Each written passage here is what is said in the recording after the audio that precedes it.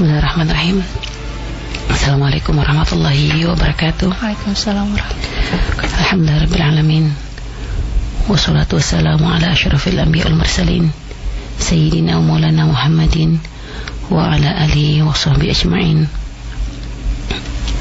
Amma ba'du.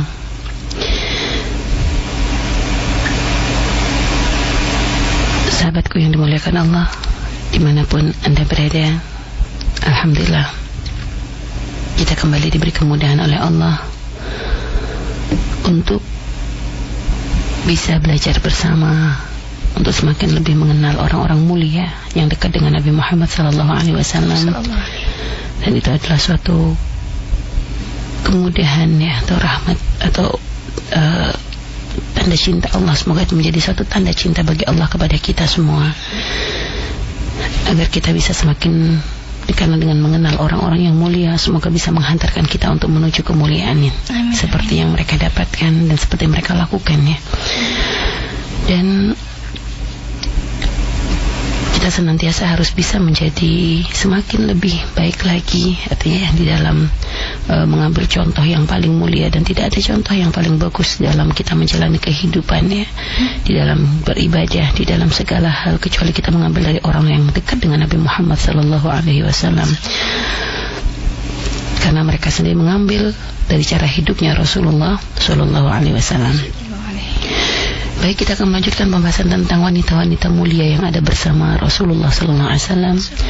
Dan pada pembahasan kali ini kita akan bercerita sedikit tentang putri beliau, yaitu Sayyidah Fatimah Az-Zahra binti Rasulullah SAW. Yang beliau itu adalah seorang wanita yang luar biasa. Beliau mendapat julukan sangat-sangat banyak ya, mendapat julukan yang sangat banyak, dan termasuk disebut dengan nama Az-Zahra, disebut dengan nama Al-Batul, dipanggil dengan julukan Al-Batul, dan masih banyak lagi. InsyaAllah nanti akan kita bahas ya. Akan kita bahas kenapa kok, apa hikmah, apa makna dari makna-makna tersebut gitu ya. Sehingga kita tidak hanya sekedar mengerti oh Fatimah Zahra namanya hanya seperti itu, tapi ada maksud di situ. Ada maksud di situ, ada tujuan di situ, dan ada doa di situ, subhanallah. Dan memang julukan itu biasanya dinisbatkan kepada seorang jika memang orang tersebut mempunyai sesuatu yang kelebihan sesuai dengan yang julukan yang diberikan tersebut. Baik, kita akan bercerita terlebih dahulu tentang kelahiran beliau. Ada perbedaan, ada khilaf ya tentang kapan beliau dilahirkan. Akan tetapi pendapat yang kuat menurut mazhab Ahlussunnah wal Jamaah ya, itu adalah bahwa beliau dilahirkan pada tahun kelima sebelum Bi'tsah. Jadi tahun kelima sebelum Bi'tsah, berarti 5 tahun sebelum Rasulullah diangkat menjadi seorang Nabi Rasul ya. Itu beliau di Makkah Mukarramah, dan kebetulan lahirnya beliau ini bertepatan dengan terjadinya pemugaran Ka'bah ya, bertepatan dengan pemugaran Ka'bah, yaitu setelah Rasulullah SAW dipilih oleh orang-orang ketika pemugaran Ka'bah telah selesai, lalu terjadi keributan di antara orang-orang ahli Makkah saat itu tentang siapakah yang paling berhak untuk meletakkan batu Hajar Aswad ya di tempatnya kembali. Akhirnya hampir terjadi perang di antara mereka, dikarenakan semuanya ingin mereka lah yang, kabilah mereka lah yang terpilih untuk meletakkan Hajar Aswad tersebut. Sehingga akhirnya ada seorang yang menengahi perang mulut perpecahan tersebut dengan memberikan usul bahwa nanti orang akan menjadi hakim di antara kita, atau yang berhak untuk memutuskan siapa yang berhak untuk meletakkan Hajar Aswad ini adalah orang yang pertama kali masuk dari pintu ya menuju ke Ka'bah tersebut. Dan akhirnya subhanallah, Allah menentukan bahwa yang paling berhak adalah Nabi Muhammad SAW. Dan itu terjadi sebelum Rasulullah diangkat menjadi seorang Rasul. Akhirnya setelah itu Rasulullah pun mengumpulkan ketua-ketua kabilah ya, dari setiap kelompok yang ada di kota Makkah tersebut, dari setiap orang yang ada di kota Makkah. Lalu akhirnya Rasulullah menyuruh mereka untuk memegang setiap ujung ya, meletakkan ya Hajar Aswad di atas kain yang kain-kain itu dipegang setiap sisinya gitu oleh orang-orang ketua kabilah ya yang ada di Makkah. Lalu akhirnya mereka pun membawa batu tersebut beramai-ramai untuk diletakkan di Ka'bah, untuk diletakkan di Ka'bah. Dan subhanallah akhirnya Nabi Muhammad lah yang meletakkan Hajar Aswad tersebut di Ka'bah. Nah, ini adalah keutamaan yang memang Allah mengatur dengan sangat-sangat sempurna bahwa memang Rasulullah lah yang paling berhak untuk meletakkan itu semua, dan mereka semua merasa puas dengan keputusan dari Nabi Muhammad karena memang Rasulullah sangat pantas ya, karena kejujurannya, karena keutamaannya, karena akhlaknya yang luar biasa. Dan ini diakui oleh semua ahli Makkah ya. Bahkan di saat mereka pun membenci Nabi Muhammad, di saat beliau mengaku menjadi seorang nabi pun sebenarnya mereka tidak bisa mengingkari bahwa tidak ada seorang yang lebih bagus ya daripada Rasulullah sallallahu alaihi wasallam. Baik, kita lanjutkan bahwa jadi beliau dilahirkan pada saat itu dan ibunda beliau itu sudah semuanya pasti mengetahui bahwa Rasulullah mempunyai anak-anak ya, itu adalah dari Sayyidah Khadijah binti Khuwailid ya. Itu ada 7 anak dalam riwayat yang kuat ya, bahwa 7 anak, 3 laki-laki yang meninggal di saat masih kecil dan 4 anak perempuan yang itulah yang sampai dewasa dan ikut berbaiat kepada Nabi Muhammad sallallahu alaihi wasallam. Baik, dan beliau Sayyidah Fatimah radhiyallahu anha ini adalah seorang pendapat tadi kami katakan itu dilahirkan yaitu bersamaan dengan ketika Rasulullah meletakkan Hajar Aswad ya. Dan subhanallah, berarti kalau dihitung-hitung usia beliau ketika Rasulullah hijrah ke Madinah itu berarti sekitar usia 18-an tahun ya. 18 tahun karena Rasulullah selama di Makkah itu adalah 13 tahun berdakwah di Makkah itu 13 tahun. Lalu Sayyidah Fatimah telah lahir 5 tahun sebelumnya. Dan beliau berada di dalam pendidikan yang luar biasa dari seorang ayah yang luar biasa dan juga ibu yang luar biasa. Dan pada usia 5 tahun itulah ketika Nabi Muhammad diangkat menjadi seorang Rasul. Sayyidah Fatimah melihat menjadi orang yang ikut merasakan atau ikut melihat dampak yang terjadi ya, dari apa yang harus diterima oleh Nabi Muhammad di saat beliau mengaku menjadi seorang nabi. Ujian yang sangat berat, penghinaan, penyiksaan, kedoliman dan sebagainya itu diterima oleh Nabi Muhammad SAW.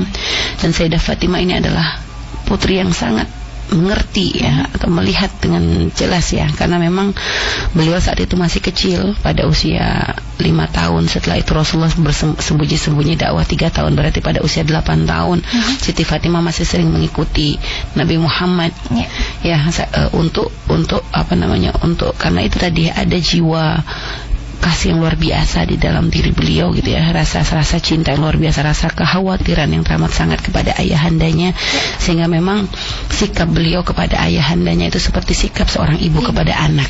Makanya itu termasuk sebab kenapa beliau diberikan julukan Ummu Abiha. Jadi karena biasanya seorang anak tidak seperti itu kepada orang tuanya. Biasa orang tuanya lah yang sangat bersemangat, yang sangat-sangat memikirkan begitu ya. Tapi bukan berarti Rasulullah tidak memikirkan Siti Fatimah. Hanya maksudnya timbal balik itu luar biasa. Tidak ada maksudnya baktinya kepada Rasulullah SAW itu adalah sangat-sangat luar biasa dan ditunjukkan oleh beliau ya dengan yaitu perjuangan memberikan perhatian yang lebih kepada Rasulullah. Sampai beliau juga ikut merasakan dampak ya di saat Rasulullah didolimi, termasuk oleh paman Nabi Muhammad sendiri yang bernama Abu Lahab. Dan bagaimana istri dari Abu Lahab sendiri sering membuang kotoran ya di depan rumah Ummu Jamil ya, nama dari istri Abu Lahab itu sering membuang kotoran di depan rumah Nabi Muhammad SAW. Dan sungguhnya Sayyidah Fatimah lah yang membersihkan, yang memegang peran untuk membersihkan dan menyucikan ya dari kotoran-kotoran tersebut. Dan ini dilakukan setiap saat. Bahkan di saat Rasulullah sendiri pernah dilempar dengan kotoran ketika Rasulullah bersujud ya di Ka'bah, ya di depan Ka'bah. Sayyidah Fatimah lah yang membersihkan kotoran tersebut dengan rindangan air mata, merasa tidak mampu, tidak tega melihat apa yang dilakukan oleh ayahandanya. Dan di saat Rasulullah pun pernah dilempar dengan batu sampai meneteskan darah, Siti Fatimah juga lah yang ada di sampingnya saat itu.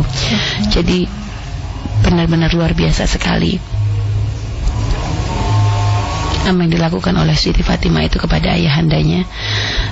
Itu adalah suatu hal yang sangat-sangat menunjukkan kebaktian seorang anak gitu ya, cinta yang tulus seorang anak kepada ayahandanya. Dan beliau juga termasuk dan beliau juga ikut merasakan ya sakit atau beratnya apa yang diterima oleh orang-orang Islam di saat terjadi pemboikotan. Mungkin dia ingat ya kisah pemboikotan kepada Rasulullah SAW selama 3 tahun ya. Orang-orang kafir di saat sudah mulai putus asa untuk untuk menyingkirkan Nabi Muhammad gitu ya. Karena beliau awalnya mencoba membujuk orang-orang kafir Quraisy, berusaha awalnya mencoba membujuk melalui paman Nabi Muhammad bernama Abu Thalib untuk bagaimana agar Rasulullah ini sudah tidak usah membawa untuk menyebarkan agamanya lagi kan gitu ya. Enggak usah dilanjutin lagi sudah gitu. Enggak usah bawa agama baru gitu loh. Intinya mereka ingin menghangus atau menghilangkan lah, maksudnya melawan dengan cara apapun agar Nabi Muhammad tidak lagi menyebarkan agamanya. Dan subhanallah akhirnya ternyata semua usaha itu gagal. Sayyidina Abu Thalib sendiri termasuk orang yang sangat membela Nabi Muhammad SAW dengan jiwa dan raganya, hartanya semua diberikan.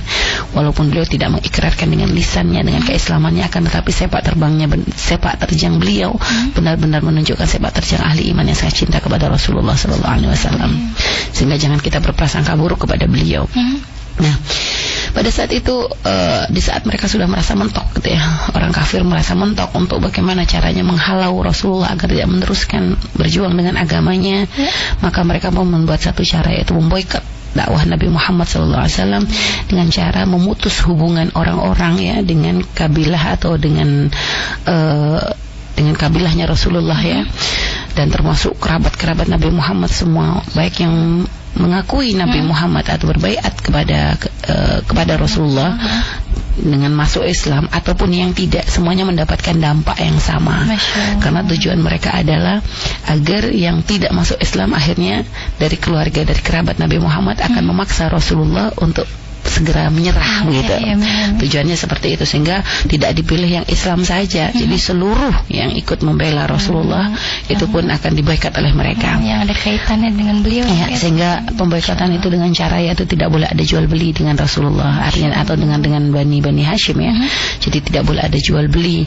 Jadi ketika setiap akan membeli tidak diladeni, tidak ada yang bercakap-cakap dan tidak artinya benar-benar diputus. Dan mereka pun tidak bisa lagi melanjutkan usaha yang berdagang, pun tidak bisa lagi berdagang karena selalu direbut oleh orang-orang kafir Quraisy dengan cara yang sangat keji begitu ya. Dan ini terus berlangsung sampai mereka merasakan kesusahan yang teramat sangat, sehingga tidak ada lagi yang bisa dimakan kecuali dedaunan dan hanya kulit-kulit dari pepohonan begitu, sampai derajat yang seperti itu. Dan tidak lagi mereka makan itu kecuali akan ada bantuan sembunyi-sembunyi yang diberikan ya oleh orang-orang ahli Makkah yang ya subhanallah yang hatinya masih terketuk ya. Dan sampai akhirnya subhanallah Allah memberikan pertolongan setelah diuji orang Islam dengan selama 3 tahun ya. 3 tahun ini adalah masa ujian ya, untuk dipilih siapakah memang orang-orang yang benar-benar ahli iman ini ya. Diuji dengan cara seperti itu, dan subhanallah semua bisa melewati, dan akhirnya perjanjian tersebut dirusak sampai dimakan rayap itu ya. Dan akhirnya memang Allah menitipkan rahmah ya, menitipkan rasa tidak tega di beberapa kelompok orang yang akhirnya mereka sendiri yang memprotes kezaliman yang dilakukan oleh orang-orang Quraisy kepada Rasulullah dan kerabatnya Bani Hashim itu. Akhirnya selesailah. Dan Siti Fatimah ikut merasakan itu semua. Beliau ikut berada di samping ayahanda dan ibundanya di saat mereka mengalami ini semua. Dan ini bukan hal gampang bagi Siti Aisyah, akan tetapi beliau berusaha untuk menjadi kuat demi ayah dan ibundanya.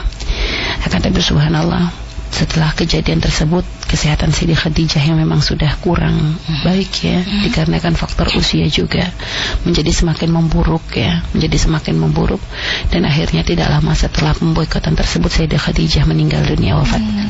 Dan ini suatu hal yang sangat berat, pukulan yang terberat bagi Rasulullah dan juga bagi putri-putrinya ya. Karena saat itu adalah saat-saat yang sangat berat, yang masih artinya di saat harus berjuang di awal perjuangan dan dengan begitu banyaknya cobaan dan tantangan dari sana sini. Saat itu juga dipanggil orang yang sangat membela, yang selalu menghibur Nabi Muhammad. Ini adalah suatu pukulan yang luar biasa. Akan tetapi subhanallah, ini adalah pendidikan Allah untuk Nabi Muhammad SAW ya. Dan selalu ada hikmah di balik itu semua. Sehingga setelah ibundanya wafat, Siti Fatimah ini benar-benar menunjukkan peran sebagai seorang ibu bagi Rasulullah. Awalnya beliau sudah menunjukkan hal tersebut, akan tapi begitu ibundanya wafat menjadi semakin lebih lagi memberikan perhatian yang luar biasa kepada Rasulullah SAW. Dan inilah kemuliaan bakti seorang anak kepada ayahandanya, membela, dan beliau tidak pernah merasa takut begitu ya untuk untuk selalu berada di samping Rasulullah, memberikan semangat kepada Nabi Muhammad, memberikan penghiburan, berusaha untuk menjadi pengganti bagi Siti Khadijah, bagi Rasulullah ya, atas kehilangan tadi dari kehilangan Siti Khadijah tadi. Dan itulah menjadikan Siti Fatimah itu menjadi anak yang sangat dekat kepada Rasul dan memang paling dicintai ya, oleh Nabi Muhammad SAW karena sikap beliau yang seperti itu. Dan bukan berarti Rasulullah pilih kasih kepada putra-putrinya, tidak. Rasulullah sangat-sangat cinta kepada putrinya, akan tetapi memang Siti Fatimah mempunyai kelebihan yang luar biasa dibanding yang lain. Makanya beliau pun dinobatkan oleh Allah sebagai nisa'u ahli jannah. Jadi sebagai pemimpinnya ahli nisa'ul alamin. Jadi sebagai pemimpinnya para wanita ya sedunia, dan nanti menjadi pemimpinnya wanita di surga. Nah, ini adalah kedudukan-kedudukan yang Allah berikan kepada Sayyidah Fatimah radhiyallahu anha. Dan beliau mendapat julukannya, diberi nama Sayyidah Fatimah sendiri pun. Para ulama meriwayatkan bahwa dikatakan bahwa Siti Fatimah tersebut diberi nama tersebut dikarenakan Allah ingin, kadang Fatimah itu kayak kalau secara kalimat itu artinya menyapih gitu ya. Jadi Allah ingin memisahkan Siti Fatimah dan para pecinta-pecintanya itu dari api neraka. Innallaha sammaha Fatimah li'annahu fatamaha wa muhibbiha anin nar. Jadi katakan bahwa Allah memberikan nama Anallaha sammaha Fatimah li'annahu fatamaha wa muhibbiha anin nar. Wa Allah itu memberikan nama Fatimah, yang maknanya memberikan perintah kepada Nabi Muhammad untuk memberi nama Fatimah kepada putrinya tersebut karena Allah ingin memisahkan beliau dan juga para pecinta-pecintanya dari neraka. Subhanallah. Makanya kita senantiasa berusaha untuk menjadi pecinta-pecinta beliau agar kita nanti masuk ke dalam golongan yang akan selamat ya dari neraka dan masuk surga bersama beliau. Amin amin ya. Lalu julukan beliau itu sangat banyak sekali, di antaranya adalah Az-Zahra. Az-Zahra ini adalah mungkin kalau secara Indonesia itu berseri-seri ya, hampir mirip dengan Al-Bahjah begitu. Al-Bahjah itu kan maknanya dengan Az-Zahra itu hampir kurang lebih. Dan dikatakan jadi kalau secara ini tuh Zahra itu adalah satu kayak berseri-seri atau suatu warna putih ya, yang cemerlang gitu, yang ada bercampur dengan putihnya itu bukan putih-putih bagaimana, putih yang bercampur kemerahan gitu, artinya cantik lah, sangat indah gitu ya, sangat indah. Dan subhanallah, dikarenakan beliau ini adalah diberi nama huwa man sammaha bizahra li'annaha anna Nabi Muhammad sallallahu alaihi wasallam huwa man sammaha bizahra li'annaha kanat tashabi ahli sama kama tasharun nujum li ahli al-ard. Jadi dikarenakan Sayyidah Fatimah itu benar-benar menyinari ahli bumi ya, seperti bagaimana bintang gemintang itu menjadi mempercantik ya untuk di malam hari itu untuk termasuk akan menyinari kan, bintang itu termasuk memberikan cahaya bagi ahli bumi kan gitu ya. Jadi dikatakan Siti Fatimah itu adalah menyinari ahli langit seperti nuju menyinari ahli bumi, begitulah. Seperti bintang gemintang yang memberikan cahayanya untuk ahli bumi. Jadi indah begitu ya, cantik. Kita melihat bintang itu kan cantik gitu ya. Kalau ada bulan nggak ada bintang gimana gitu kan. Jadi memang kecantikan itu ya, kesempurnaan ya, rembulan itu indah lalu menjadi semakin cantik di saat dipercantik dengan bintang gemintang. Dan Allah sudah memberikan kepada kita dengan Rasulullah sebagai bulan ya, yang menyinari ya, menyinari kita di saat kegelapan, dalam gelapnya malam. Rasulullah digambarkan oleh para ulama seperti rembulan, dan subhanallah Siti Fatimah digambarkan seperti bintang gemintangnya. Jadi suatu hal yang luar biasa. Makanya kalau milih-milih nama harus ada makna, harus paham. Jangan sekedar hanya sekedar pokoknya memberi nama tanpa ada niat apa gitu ya. Jadi pilihnya nama orang yang solehah, yang sekiranya akan menjadi penghubung ya, untuk menjadi doa bagi anak-anak kita agar bisa menjadi seperti mereka semuanya. Amin, amin. Dan beliau juga punya julukan yang lain, yaitu Al-Batul ya. Al-Batul itu sendiri adalah kenapa kok beliau diberi nama Al-Batul? Karena memang beliau itu diberi kelebihan oleh Allah, tidak seperti wanita yang lain, yaitu beliau tidak pernah mendapatkan haid ya, dan juga tidak pernah keluar darah nifas gitu ya. Bahkan dengan kelahiran pun tidak pernah terputus untuk bisa beribadah kepada Allah Subhanahu wa taala. Jadi seumur hidup beliau tidak pernah meninggalkan sholat, suci terus, selalu suci, dan itu adalah keutamaan khusus yang Allah berikan kepada Sayyidah Fatimah radhiyallahu anha. Dan itu adalah kelebihannya.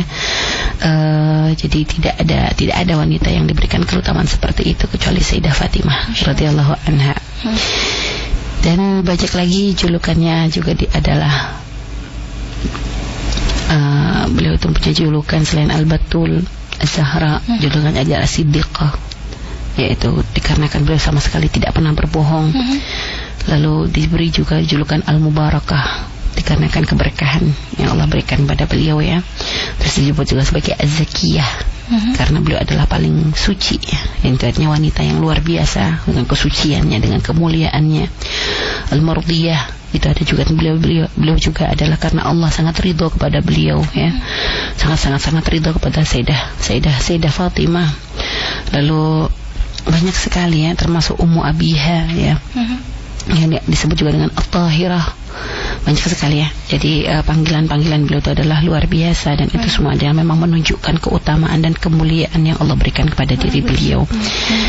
Sedangkan tadi kalau Ummu Abiha sudah kami jelaskan bahwa itu adalah julukan keistimewaan ya untuk Siti Fatimah, dikarenakan memang beliau menjadi seorang anak yang sangat penuh bakti kepada orang tuanya, sampai digambarkan cintanya beliau kepada ayahandanya itu seperti cinta seorang ibu kepada anaknya.